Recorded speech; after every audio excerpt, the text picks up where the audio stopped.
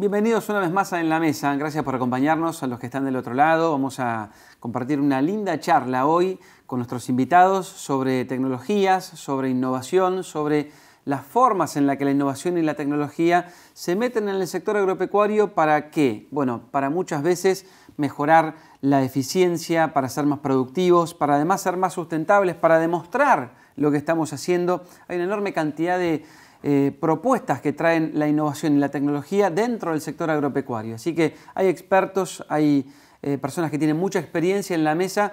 Me quiero meter de lleno ya en el programa y los vamos a presentar. Está con nosotros Ricardo Negri, que es expresidente de SENASA, ex secretario de Agricultura y fundamentalmente productor agropecuario y docente. Así que, Ricardo, gracias por estar acá. Un placer. Tenemos mucho para charlar. Muy divertido. Bueno, ustedes han hecho mucho con la modernización oportunamente en el SENASA. Así que ahí la tecnología fue claramente un pilar. Seguro que vamos a hacer algún comentario sobre eso. Está Lucas Amadeo también, que es ingeniero agrónomo, emprendedor y fundador de Jornaderos Agro. Gracias, Lucas. Un gusto, un gusto. Qué bueno que estés acá. Muchas gracias por la invitación. Además, para contar tu experiencia y lo que están haciendo con Jornaderos. Y está con nosotros Roberto Bizán también, que es licenciado en Economía. Gracias, Roberto, por estar acá. Docente, investigador en Economía Agraria, Innovación y Cambio Tecnológico. Un placer. Muchas gracias.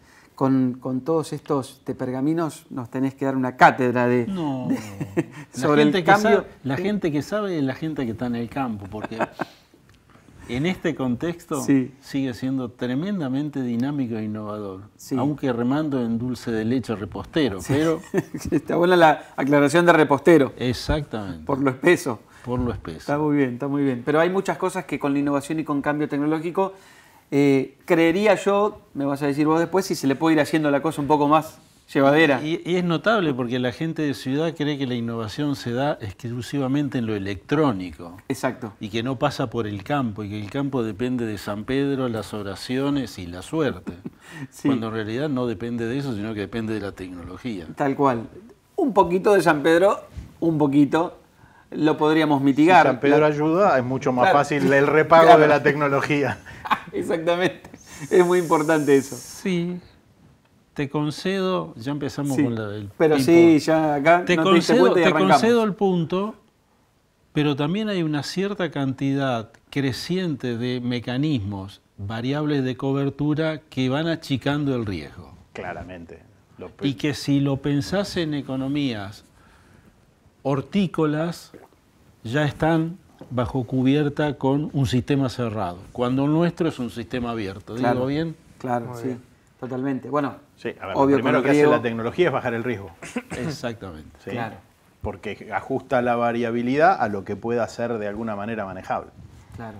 Pero bueno, de alguna manera la innovación y la tecnología están presentes, son una realidad, es muy concreto esto y nos van a ayudar. En el caso del riesgo, miren, en otro programa anterior justamente hablamos de esto y el riesgo es quizá lo que hasta en muchos casos define al productor agropecuario, digamos. A veces cuesta definir quién es el productor agropecuario.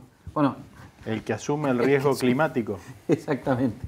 A ver, climático, de variabilidad de precios relativos, de intervención, de aumento de los impuestos. El riesgo.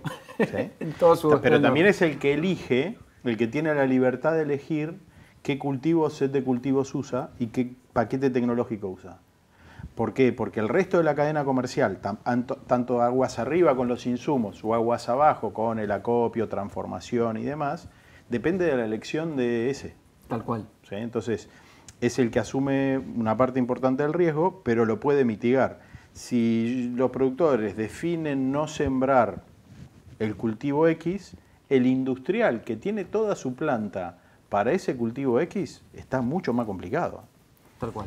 Más que el productor agropecuario, Ricky y mi otro colega, Lucas, perdón, a mí me suena mejor decisor agropecuario, porque está en el medio de una red donde alquila tierra en una punta, subcontrata en la otra, compra insumo agropecuario.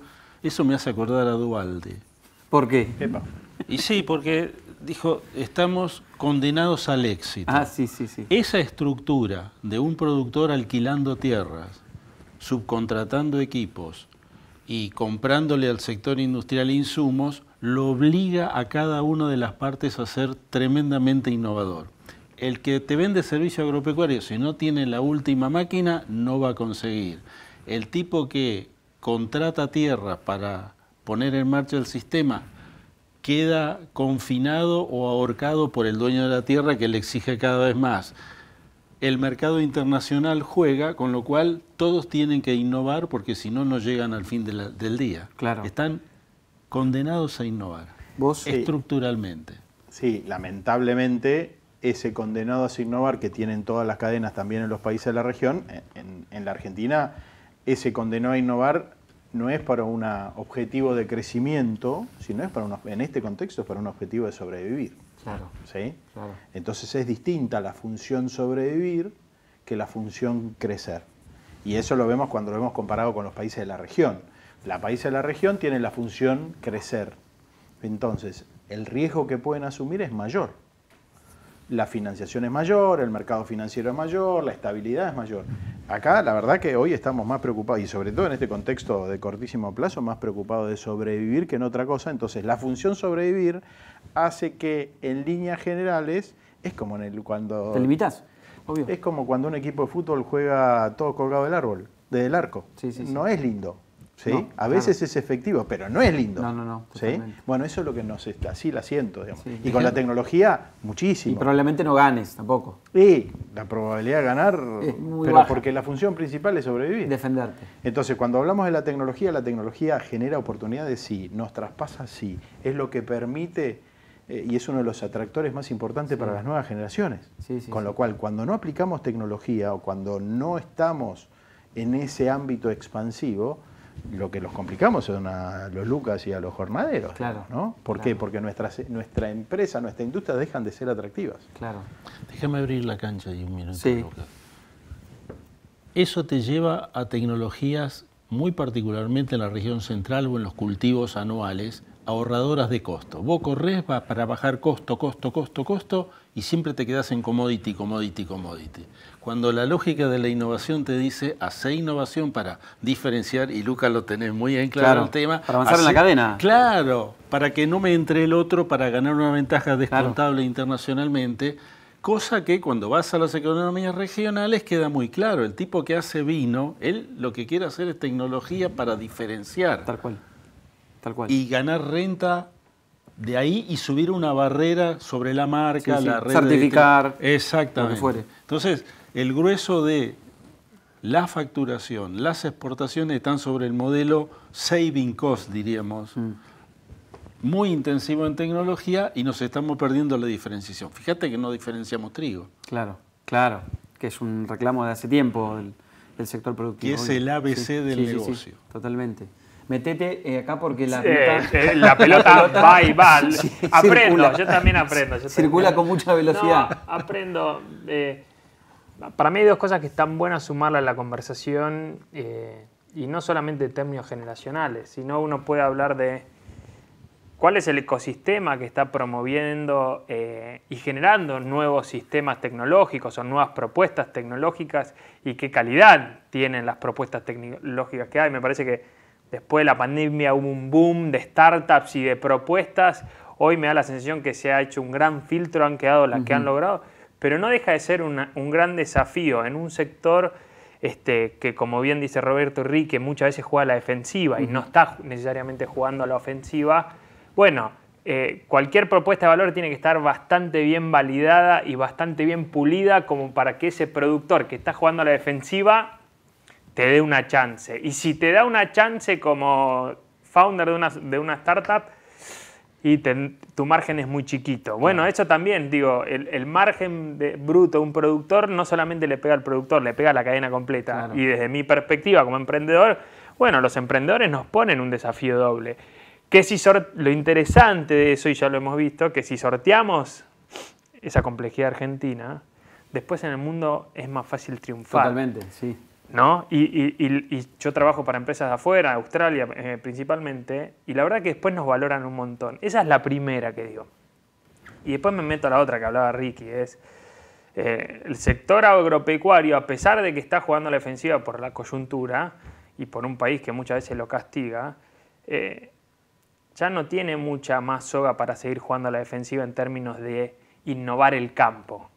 porque los chicos, las nuevas generaciones, cada vez pretenden más, cada vez esperan mejor calidad de vida, mejor conectividad y demás. Entonces, la innovación tecnológica como ahorradora de costos, como estructura de disminución de riesgos, bueno, se empieza a volver tanto de a poquito una variable que es, como marca empleadora, atractora de nuevos talentos para generar, y no como, y termino, pero como una gran oportunidad de sumar gente que hoy en día, yo siempre digo, lo bueno que ha hecho la innovación y la tecnología es acortar distancias entre las generaciones.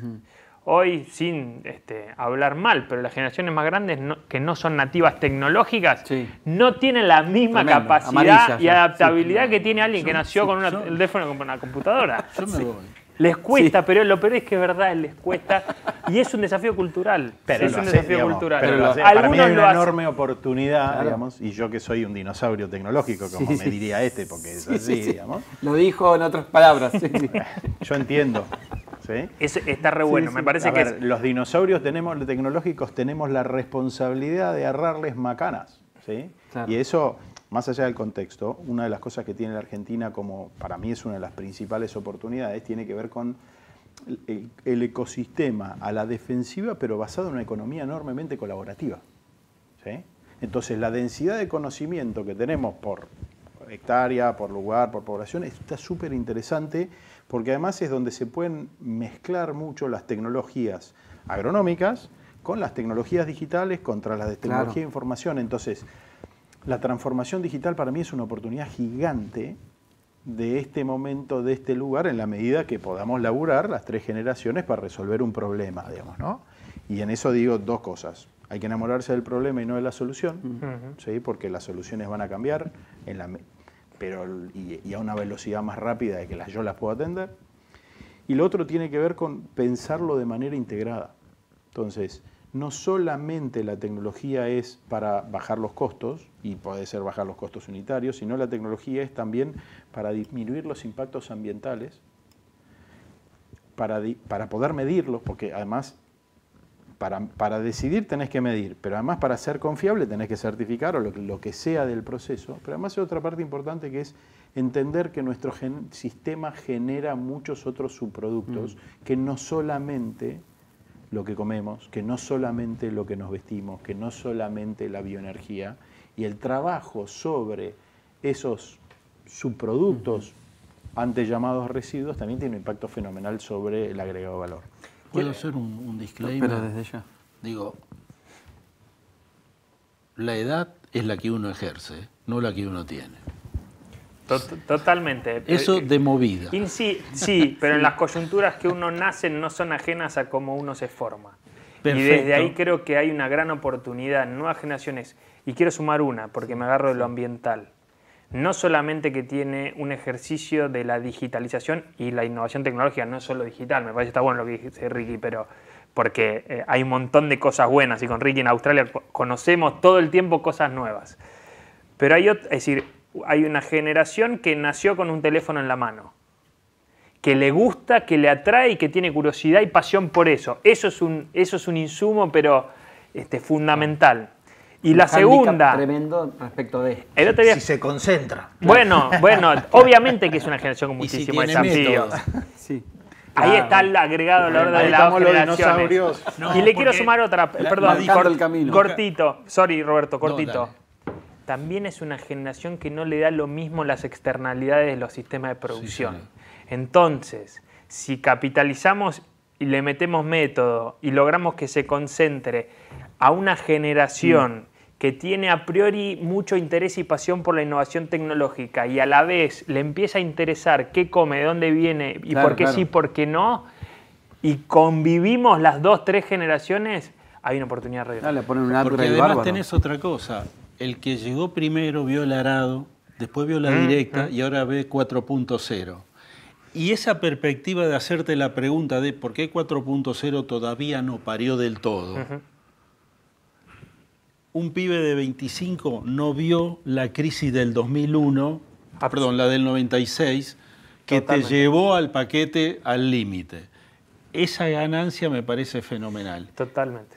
Y sí percibo, escuchándonos, que estamos hablando de cosas distintas en términos de contenido de lo que es agro, de lo que es modelo de producción. Ya no es agro igual alimento. Esto es agro igual biomasa para lo que fuere. Desde captura de carbono a un insumo para un bioplástico. Me parece que eso forma parte más allá del modelo tecnológico puntual, sino que es una evolución de fondo que tiene la sociedad. Y eso le abre al agro posibilidades industriales como modelo de desarrollo que antes no tenía. Claro, anda Pergamino, y él viene de Pergamino, claro, y lo ves al toque. Daniel, una cosa. Sí. Nosotros no le tenemos que marcar la cancha a las nuevas generaciones. Nosotros le tenemos que dar soporte para... El camino. Sí, para no compartir las experiencias que nos trajeron hasta acá para soñar cosas distintas. Claro. ¿Sí?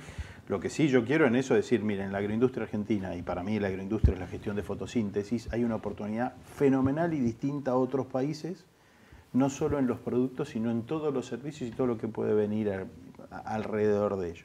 Y esa oportunidad la vamos a poder capturar o captar, y lo que yo quiero es transformarla en realidad en la medida que entendamos que es un sistema complejo, que requiere de muchas más cabezas que las que había antes, y que esa complejidad hay que abordarla de una manera sistémica. No es agarro este pedacito para una cosa, este pedacito para otra, no. Tenemos que ver la película completa para ver en dónde intervenimos. Y intervenimos desde la mejor manera posible, para hacerlo más eficiente, para hacerlo más eficiente con respecto al impacto ambiental, para generar una diferenciación que no pase por el producto y pase por los datos, para distintos niveles de valor que el consumidor local y global lo vea y lo perciba como tal.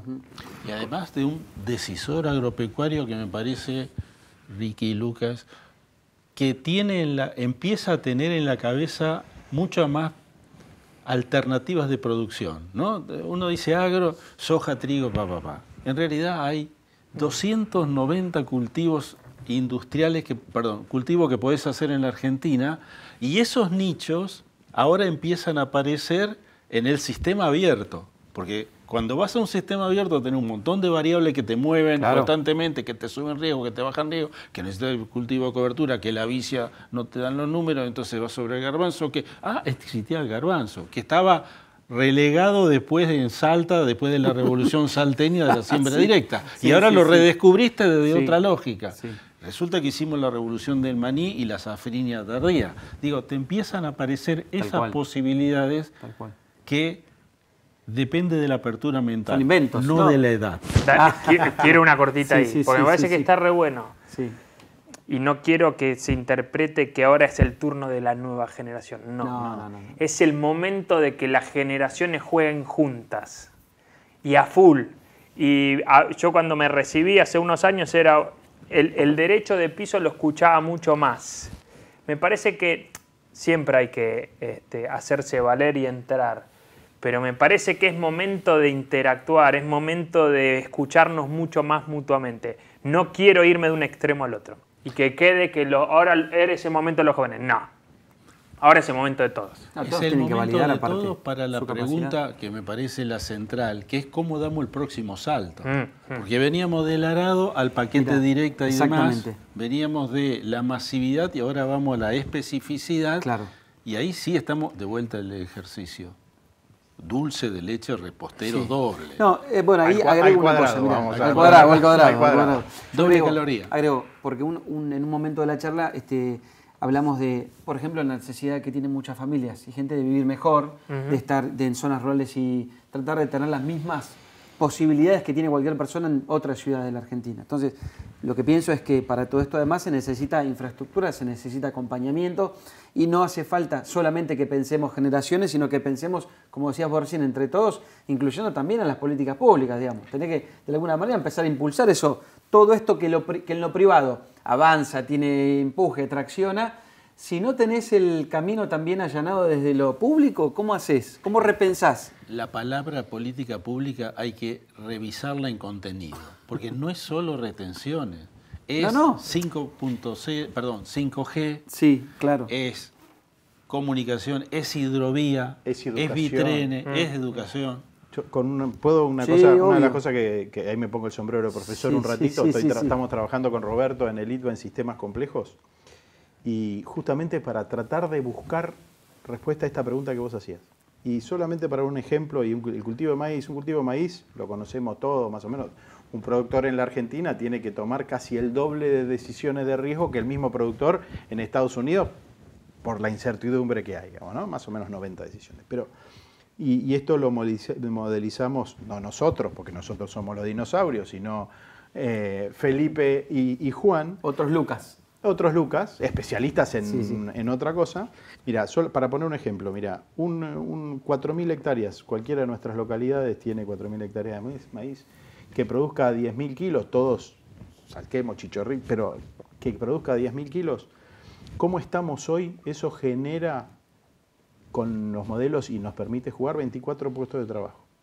Si pasamos de exportar el 70, industrializar el 30, eso ya serían 98 puestos de trabajo.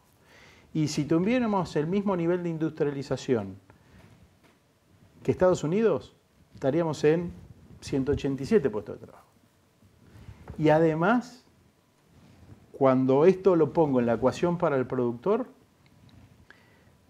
hoy recibe el precio que recibe por el maíz, que obviamente estamos a la baja, qué sé yo, pero podría recibir casi 2.2 veces ese precio si se industrializa el 100% a nivel local. Entonces, cuando pensamos en desarrollo, tenemos que pensar en todo el proceso. Claro. Si lográramos el mismo nivel de industrialización que tiene Estados Unidos.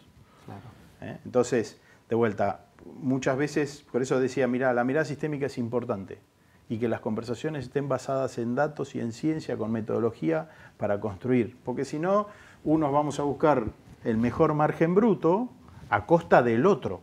Claro, ¿sí? claro. Y es con el otro. Claro. ¿sí? Es que cambia la lógica de qué entendés por maíz.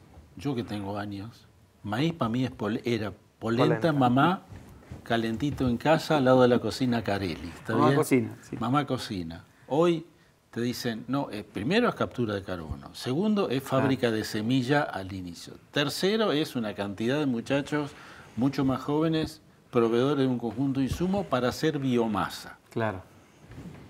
Sembramos ADN para cosechar monómeros y polímeros, dijo. Se redefinen un montón de conceptos, pero eso va cambiando todo el tiempo. El punto es qué vas haciendo vos acompañando esos repensar constantes. ¿Qué problema querés resolver? Déjame agarrar tu pregunta, Sí. porque me parece que tiene muchísimo valor. Y que creo que también Argentina está en un momento particular. Y yo le estoy prestando atención y desde jornaderos, que después te contaré de qué se trata, lo estamos viendo. Y también tiene que ver con un cambio cultural. La palabra política durante mucho tiempo fue mala palabra. No entraba mucho en las casas en general. Eso está cambiando. O al menos es lo que yo espero que esté pasando. Y lo segundo que digo, yendo a lo que vos hablabas de lo público-privado, las experiencias de éxito en el mundo son generalmente de iniciativas público-privadas exitosas en la colaboración. No son, como muchas veces nos pasa acá, iniciativas privadas que a veces por vacancia del público, el privado avanza y ocupa espacios que el público no está ocupando y después se generan grises que generan ruido, sino que muchas veces puede venir del privado, pero sin lo público es muy complejo que sea exitoso y se transforme verdaderamente en una política pública. Ricky decía, una política pública es cuando la adopta la sociedad. Hasta que la sociedad no la adopta no es una política pública. Por ende, hace muy poquito conversación con algunos amigos que están en grandes semilleros, tema de propiedad intelectual y demás, una muy buena iniciativa del sector privado.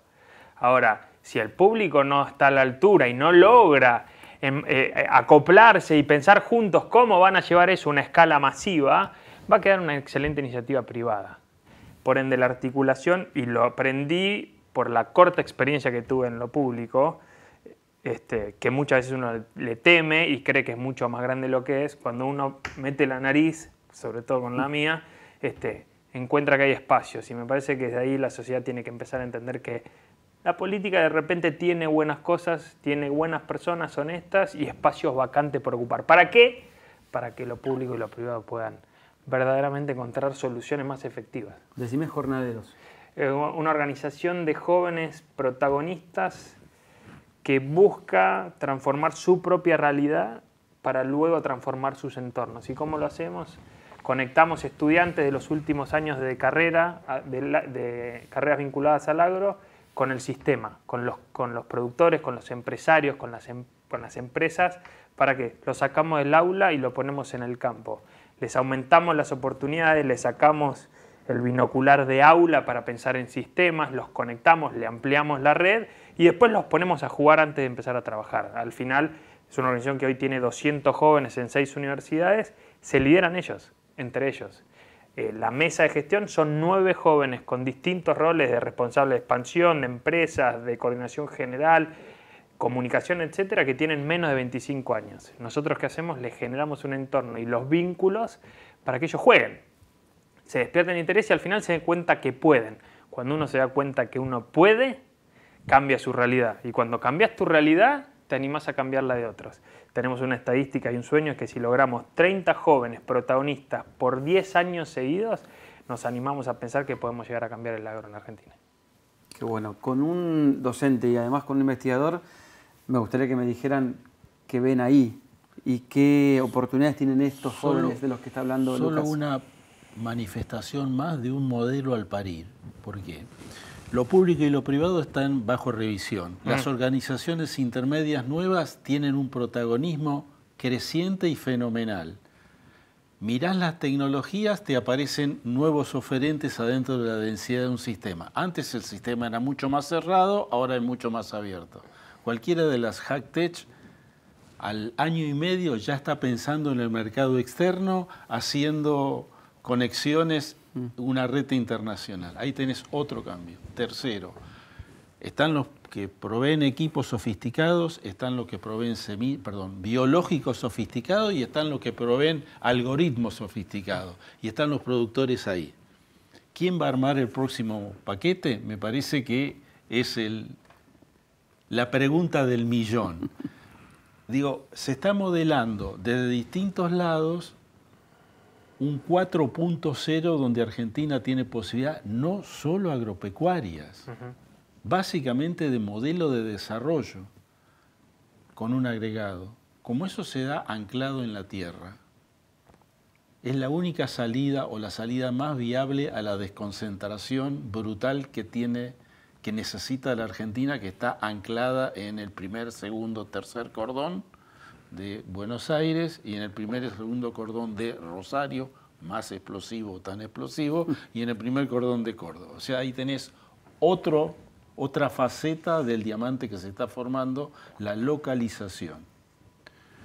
Si tuviéramos coherencia política, confluencia de algunos acuerdos básicos y un poquito más de humildad, creo que no estamos lejos de pegar el salto.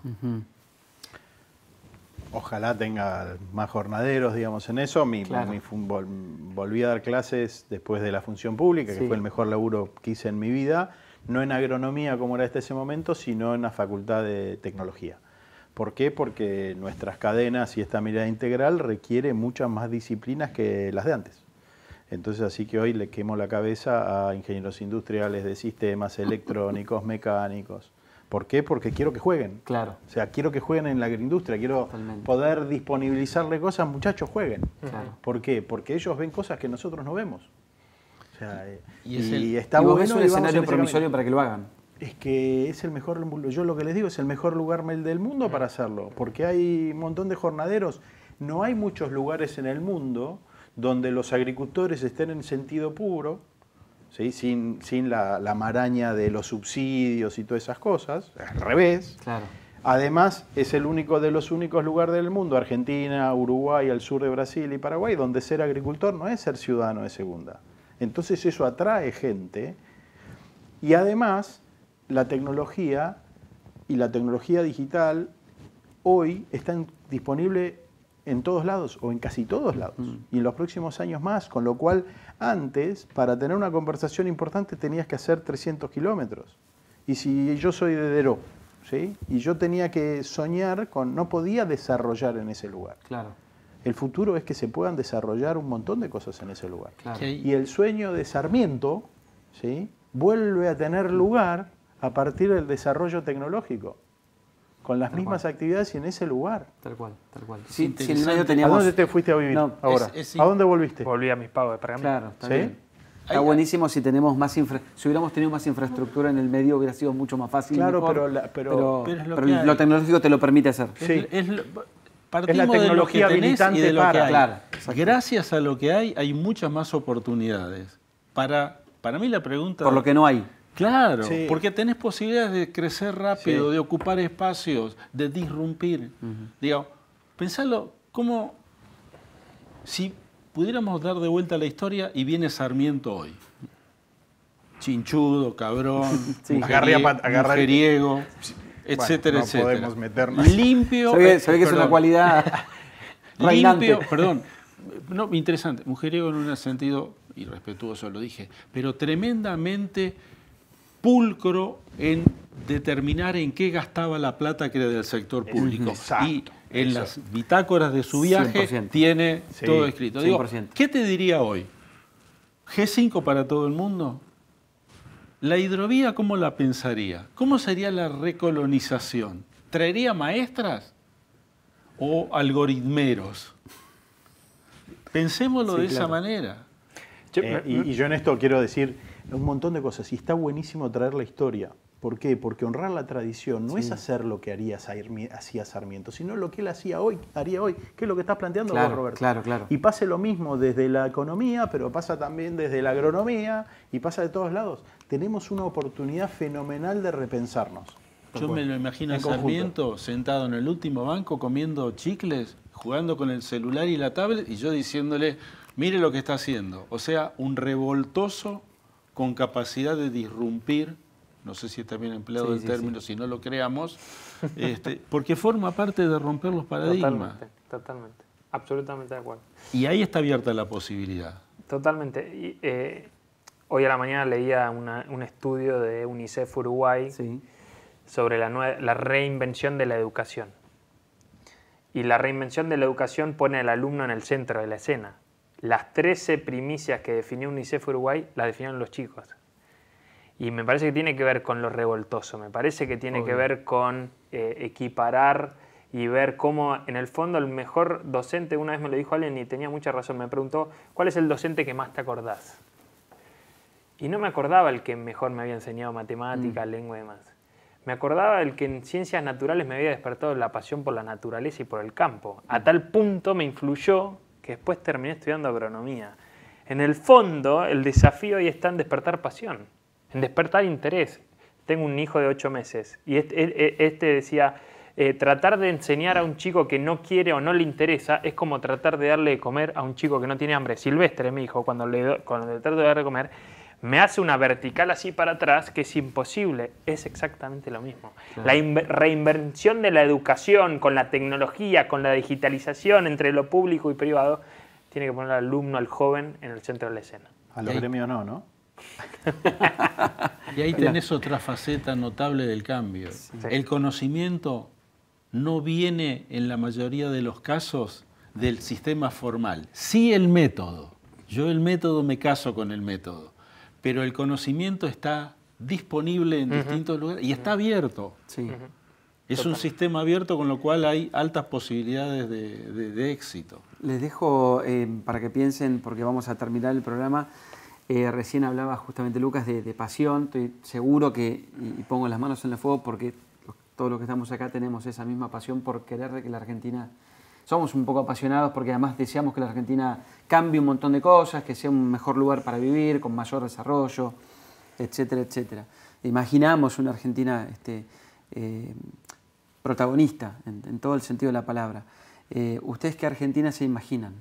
Vos, Roberto, ¿qué Argentina te imaginas con más Lucas, con casos como los que menciona Ricardo? Yo me imagino una Argentina que después de pasar un Rubicón como el que está pasando, va camino a reinventarse sobre una base productiva totalmente distinta, basado mucho más en lo biológico. Hay una convergencia entre lo electrónico y lo biológico donde Argentina está en carrera. Que a mí me gustaría que vaya más rápido, no te quepa la menor duda. Pero como proceso, Vos conseguís gente de 22, 23 años que sabe de biología y te lee un paper de última generación. Eso no pasaba 40 años atrás. Y tenés pibes que operan globalizadamente y están viendo oportunidades internacionales y no pasaba años atrás. La dirigencia atrasa. Muchos de los pensadores atrasan y retrasan el proceso. Pero hay una parte de la Argentina tremendamente vívida en esa dirección y tiene eje en lo biológico, no en el campo, en lo biológico, que es una cosa un poquito más amplia. ¿Querés agregar algo, Lucas? Ricky, lo que deja Ricky, pues termino yo. No, un placer compartir esto y sueño una Argentina creciendo. Sueño una Argentina que dé oportunidades. Sueño una Argentina que dio oportunidades a partir de lo biológico, y coincido mucho con Roberto de esa magia, los que venimos del mundo biológico. Bueno. A ver, para nosotros 2 más 2 es 4, 2 más 2 es 4 más menos 25%, y me la banco, digamos, ¿no? Porque es más divertido, porque hay más variables, porque hay mucho más sistemas más complejos para toquetear. Y discutimos todo lo que quiera, Bizán. Sí. Este es un enamorado del manual de contingencia, no el manual de procedimiento. Bueno, sí. Pero tiene que haber primero uno de procedimiento para después el de contingencia. Si arranco por el de contingencia, me la pongo de gorro. Claro. Es un piloto de tormenta en la Argentina. Exactamente. ¿No? A ver, creo que hay una enorme oportunidad. Celebro que haya conversaciones en pos de esa oportunidad. Hay cosas que me duelen todos los días, ¿sí? Muchísimas. Pero creo que sigo apostando a la oportunidad y sigo apostando a aquellas personas que quieren transformar esa oportunidad que hay para muchos en la realidad para ellos y para los que están a su alrededor. Doy fe de lo último. Yo creo que estamos en un momento épico. La Argentina verdaderamente, si uno analiza, hay 3, 4 variables que son claras y hablamos de ellas, ¿no? Una, para mí está cambiando la política del poder en la Argentina y la política empieza a buscar otro lugar. Ojalá lo pueda encontrar. La innovación tecnológica es un hecho. Argentina es un pionero a nivel global en términos de desarrollo de conocimiento y de término de capital humano en ese sentido. Argentina exporta conocimiento de capital humano. Ojalá logremos que eso también quede acá. La educación es esencial. Ahora, si logramos una comunidad de 2 generaciones distintas que haga lo que vos dijiste, que sea protagonista y capitaliza un cambio de época, la Argentina debería no solamente cambiar, sino crecer exponencialmente. Si le agregamos al protagonismo optimismo, claro, Argentina tiene todo por hacer. Qué bueno, gracias, Lucas. A vos por invitarme. ¿No? Un placer escucharte. Gracias, Roberto, también. Y le agradecemos a Ricky Negri también haber participado. Quédense siempre muy, pero muy atentos aquí en la mesa, porque la idea es esta, la de poner el conocimiento a disposición de ustedes, charlar, pensar, debatir. A veces está buenísimo porque nos ponemos de acuerdo, a veces no, y también está buenísimo. Así que es un lindo ejercicio el de charlar y el de, como decía Roberto, vos tenés un trabajo muy interesante, el de repensar la agricultura. Ojalá sigamos siempre repensando, porque va cambiando todo tan dinámicamente que hay que estar todo el tiempo actualizado, y aparte hay que desafiarse uno mismo, ¿no? Que en parte es lo que ha mencionado Lucas en el momento de la charla. Insisto, gracias a los dos por haber venido y nos reencontramos en cualquier momento. Muchísimas gracias. Gracias.